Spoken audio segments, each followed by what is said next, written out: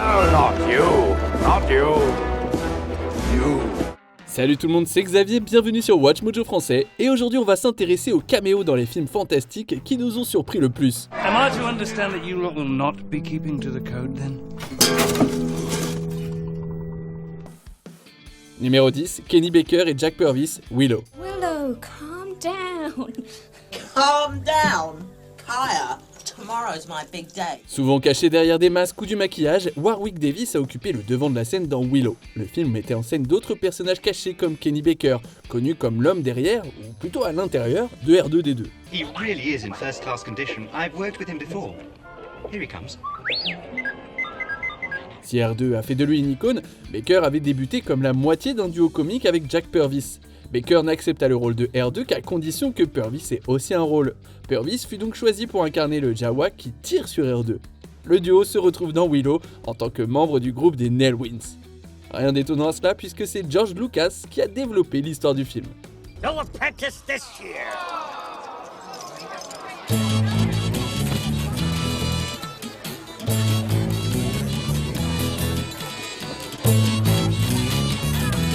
Numéro 9, David Fincher dans la peau de John Malkovich.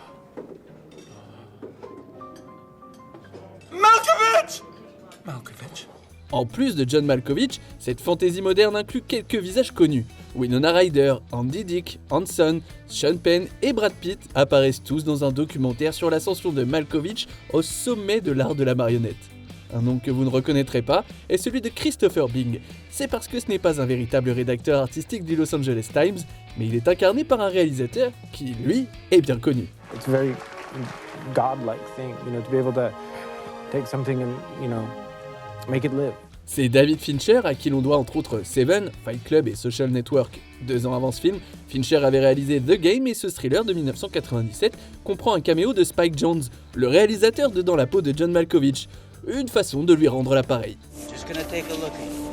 I'm gonna check your pulse. Numéro 8, Peter O'Toole, Stardust, le mystère de l'étoile. You're strong and courageous.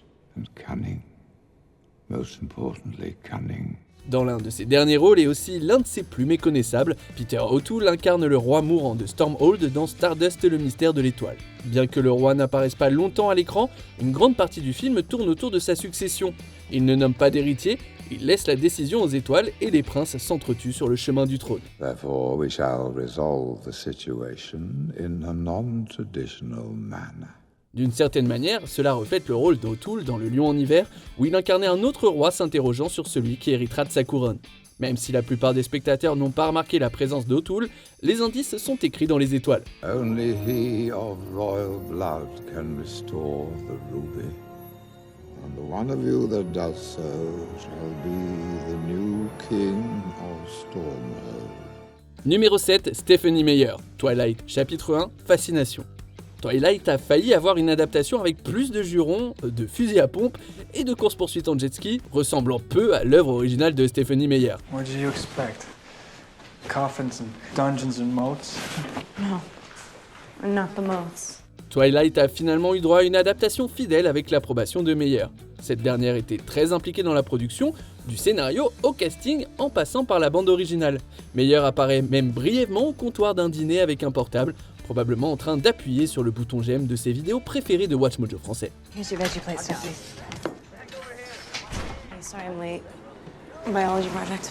La saga romantico-fantastique n'a pas fait de Meyer une sorte de Stan Lee en la faisant apparaître dans chaque film.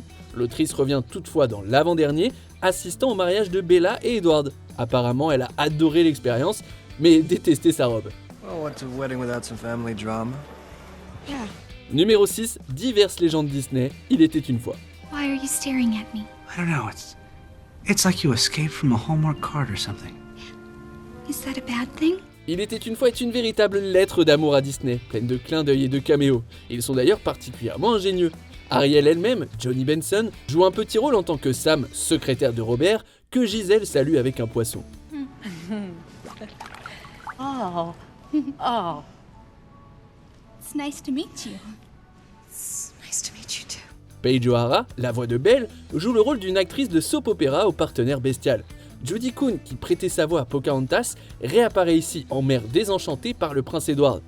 Et les caméos ne se limitent pas aux princesses.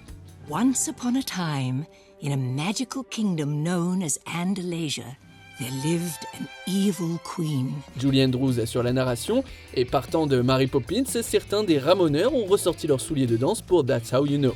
Il ne manque plus qu'une apparition de Mickey Mouse finalement. And so, they all lived happily ever after. Numéro 5, Ian Brown, Harry Potter et le prisonnier d'Azkaban. Take her away, Ian. Yeah, take it away, Ernie. It's going to be a bumpy ride. En revoyant les Harry Potter, vous remarquerez de nombreux visages célèbres dans des rôles mineurs. Beaucoup de ces acteurs n'étaient pas encore connus à l'époque, donc c'était pas vraiment des caméos. Mais dans le cas du chanteur Ian Brown du groupe The Stone Roses et figure majeure du rock alternatif depuis les années 80, il apparaît dans Le Prisonnier d'Azkaban comme client du chaudron baveur. Mais vous l'avez probablement manqué parce que le livre qu'il lit est aussi intéressant, Une brève histoire du temps de Stephen Hawking. Mysterious thing, time. Powerful, and when meddled with, dangerous. Un sorcier lisant un ouvrage scientifique tout en pratiquant la magie, c'est l'un des clins d'œil les plus subtils de la saga. En prime, le choix de lecture de Brown annonce le rebondissement temporel du film. This is a time turner, Harry. McGonagall gave it to me first term. This is how I've been getting to my lessons all year. Numéro 4, Keith Richards, pirate des Caraïbes jusqu'au bout du monde. I call on Captain Teague, keeper of the code. En plus du vrai pirate anglais Jack Ward, Johnny Depp s'est inspiré du rocker Keith Richards et des Looney Tunes pour créer Jack Sparrow. On attend toujours que Bugs Bunny monte à bord du Black Pearl, mais Richards, lui, a bien fait une apparition en tant que Capitaine Teague. Dans Jusqu'au bout du monde, il incarne le père de Jack. It's not just about living forever, Jackie. The trick is living with yourself. Bien qu'un caméo du guitariste des Rolling Stones ait été évoqué pendant des années, il est facile de ne pas reconnaître Richards avec sa barbe, ses dreadlocks et le fard à paupières. Apparemment, Richards a failli rater le tournage après être tombé d'un arbre. Ah, c'est rocker, hein. Et il n'est pas le seul musicien légendaire lié à Jack qui croisera plus tard Paul McCartney dans le 5e film. The oceans have turned to blood. Best to stay on dry land where it's safe. I'm about to be executed on dry land. Good point. Numéro 3, Stephen Colbert, Le Hobbit, la désolation de Smaug. Lady Alwyn, we cannot delay. My lady. Quand on pense à la Nouvelle-Zélande, on pense au Seigneur des Anneaux et à Flight of the Conchords.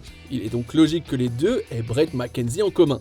Stephen Colbert n'est pas néo-zélandais, mais aucun animateur de talk show n'est un plus grand fan de Tolkien que lui. There's the mentions of Gondolin, there's Thranduil, there's the scene with Gollum, there's sort of the backstory. The finding of the ring! That's the scene with Gollum, I just said that. Le comédien a raté sa chance d'apparaître dans la trilogie du Seigneur des Anneaux, mais quand Peter Jackson est retourné en Terre du Milieu avec le Hobbit, Colbert était du voyage. Pas dans un grand rôle évidemment, mais pour paraphraser Galadriel, même le plus petit personnage peut changer le cours d'un film.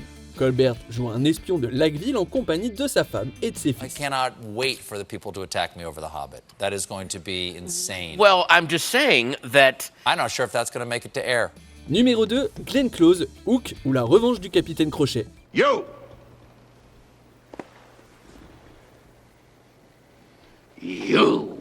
Hook détient peut-être le record du plus grand nombre de caméos inattendus au cinéma. Lors de votre prochain visionnage, gardez bien l'œil ouvert pour voir Phil Collins en inspecteur, ainsi que George Lucas et Carrie Fisher s'embrassant sur un pont. L'équipage du Capitaine Crochet compte aussi le chanteur Jimmy Buffett, le musicien folk rock David Crosby et le boxeur devenu acteur Tony Burton. L'ajout le plus surprenant de Jolly Roger reste Glenn Close, amie de Robin Williams. Elle visitait le plateau avec sa fille. You know what I wish? I wish I had a dad like you. Steven Spielberg lui a spontanément proposé de jouer un pirate. Close a donc porté une barbe et s'est fait enfermer dans la Blue Box, certains membres de l'équipe pensant qu'il s'agissait d'un homme. I did. Yes, you made a boo-boo. I did. I did. The boo box. No, The boo box. Pour d'autres vidéos sur le merveilleux monde du cinéma, abonnez-vous à WatchMojo français. Sonnez également la cloche pour activer les notifications et ne rien manquer. Un petit j'aime et un commentaire sont également bien appréciés. Numéro 1, Billy Crystal, Princess Bride. What? Are you the Miracle Max who worked for the king all those years? The king's thinking son fired me, and thank you so much for bringing up such a painful subject. Miracle Max n'apparaît que dans une scène, mais peu de personnages de Princess Bride ont une telle présence. Et c'est à l'acteur Billy Crystal qu'on le doit. Difficile à reconnaître en raison de son maquillage, le comédien voulait être un mélange entre sa grand-mère et Casey Stengel, un joueur de baseball des années 1910. I've seen worse. Carol Kane est tout aussi méconnaissable en épouse de Max. Aussi extravagant soit-il, ses personnages semblent étonnamment vrais. Bye bye, boys! Have fun storming the castle! Cela s'explique en partie parce que Crystal a improvisé la plupart de ses répliques, provoquant l'hilarité du reste de l'équipe. C'était particulièrement difficile pour Cary Elwes, censé être presque mort. Bien que le rôle semblait fait pour Crystal, on ne voit à l'écran que Max, et c'est là le véritable miracle. True love is the greatest thing in the world. Except for a nice MLT, a mutton, lettuce and tomato sandwich when the mutton is nice and lean. Avez-vous repéré d'autres caméos cachés dans les films de fantasy? Beat it or I'll call the Brute Squad. I'm on the Brute Squad. You are the Brute Squad. Que pensez-vous de notre sélection? Dites-le moi dans les commentaires et checkez ces autres super vidéos de Watch Mojo français.